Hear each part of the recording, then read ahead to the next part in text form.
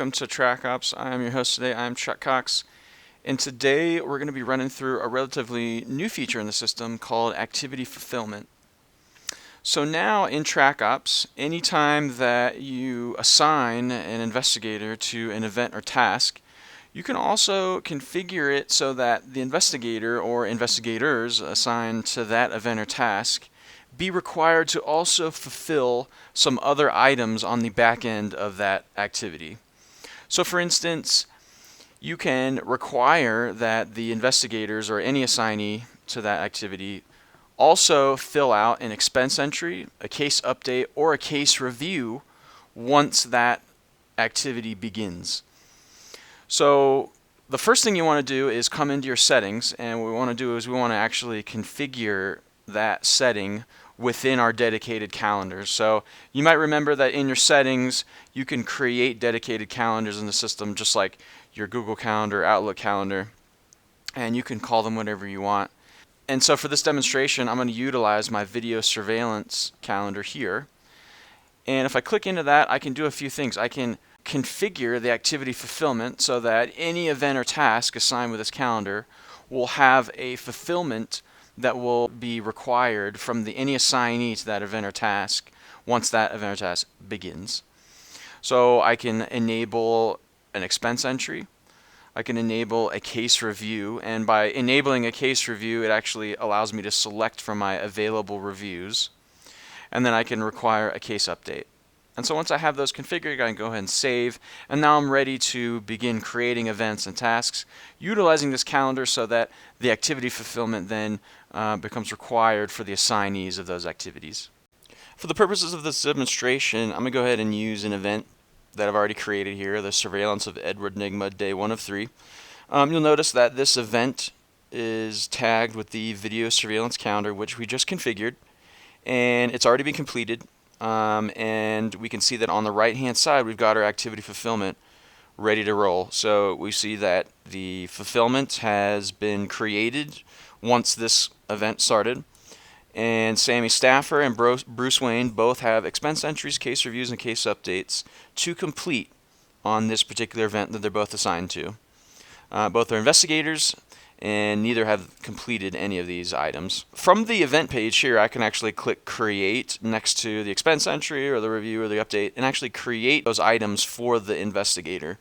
So, Sammy Staffer, he sent me an email with his expenses, or maybe he's in a position where, he can't submit the expense entry yet, or, maybe there's a deadline, maybe you guys do it for the investigators, whatever the case may be. You can go ahead and create that for him.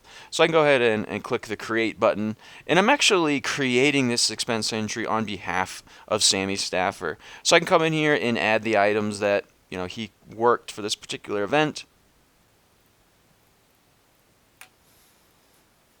and we go ahead and click save on that, and now we've got an expense entry here created on behalf of Sammy Staffer by us, his manager. And so now if I navigate back to the event, I can see that the activity fulfillment shows that Sammy Staffer has completed an expense entry for this particular event. I can do that for other items. I can do that for the case review. I can do that for the case update. I can do the whole thing mark fulfilled without actually submitting one. So in the instance that maybe we only need one case update submitted by one of the investigators, one case review, and maybe Bruce Wayne's going to do that, I could mark this fulfilled for Sammy Staffer, since all I really needed from him was expense entry, and then I can get the case review and the case update from Bruce Wayne. I can actually mark this fulfilled, and by doing so it will actually show that it was marked but fulfilled by me, Sam Spade, on behalf of Sammy Staffer, who was the one that was actually required to fulfill it.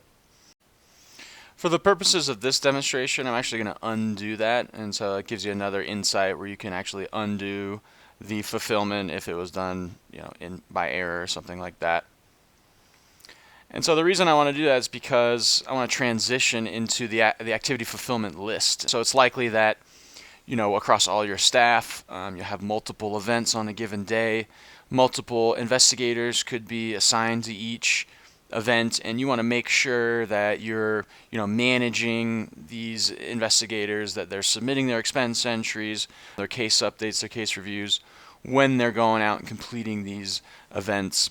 And so Trackops has given you the ability to manage all those in one nifty place. So if I select my calendar tab here, I can select activity fulfillment from the list. And this will bring you to the lists of activity fulfillment by assignment. So you notice that each of these are for the same event. So surveillance of Edward Nygma, day 1 of 3. Surveillance of Edward Nygma, day 1 of 3. They're separate because I have 2 investigators assigned to the same event. So I've got an activity fulfillment for Sammy Stafford here and an activity fulfillment for Bruce Wayne here, just like it shows on the snapshot on the event profile itself. So again, this is going to show you all assignments that require activity fulfillment, and it's going to show you them for events that have already started or have completed. Obviously, you may have a bunch of future events. If you're an investigator and the event hasn't started, then you don't have a review, an update, an expense to submit for those. And so you don't want your activity fulfillment list here bogged down with obvious expense entries and other items that have not been completed because the event itself hasn't even started. Just like with the snapshot on the front of the event, you can mark these items fulfilled from the activity fulfillment list as well. So like I mentioned before, if we only need one case update and let's say Bruce Wayne's already submitted the case update, or Bruce Wayne's going to be responsible for the case update, as well as the case review, I can actually mark Sammy Stafford's requirements as fulfilled to remove it from my list, and now I'm only concerned with Bruce Wayne filling out his expense entry and then the case review and case update on behalf of both of them for the one event. If you have any other questions about the activity fulfillment feature or any other features in the system, please feel free to send us an email to support@trackops.com and we'll get to your question as quickly as we can. Thanks again for using Trackops.